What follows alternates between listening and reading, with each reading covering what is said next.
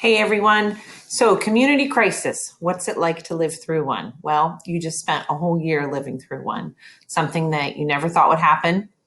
Um, Season of life that is completely unpredictable. You don't really know if you're in the middle. You don't really know if you're in the end. Things have changed. Your expectations have kind of been crushed.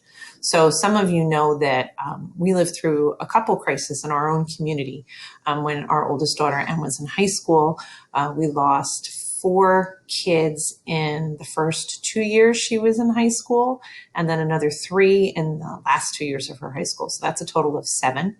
Our community really suffered through that, not just the teachers in the school, but the parents, the friends of the kids that we lost. It was a very confusing time. It was a hard time.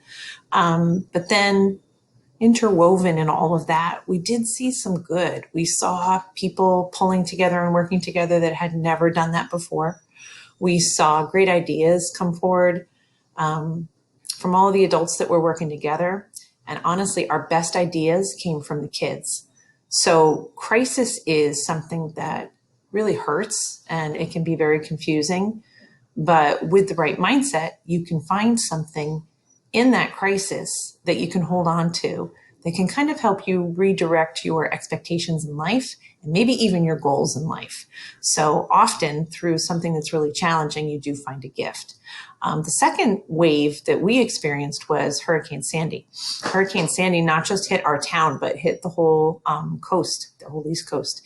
And our town alone lost 1,800 homes to wave and water damage. That's a lot of families without their houses. That's a lot of little kids who lost their belongings, who were displaced and living in different places. What we experienced in that was an incredible surge of everyone in the community coming together to help. Even people who had lost their houses the night before showed up in their pajamas and their flip-flops to help us collect supplies and clothing the next morning. You really see the beauty of the human spirit when something unpredictable like that happens.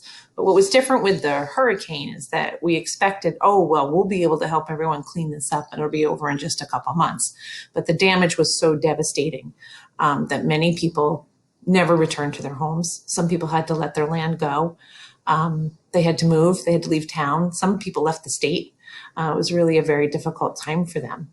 We saw the same thing that we saw in, the suicide cluster. We did see like the incredible things happening, the people pulling together, all the different organizations working together in the town, and hundreds of volunteers would come every weekend to go help rebuild the houses. But after about 6 weeks, people start to get tired.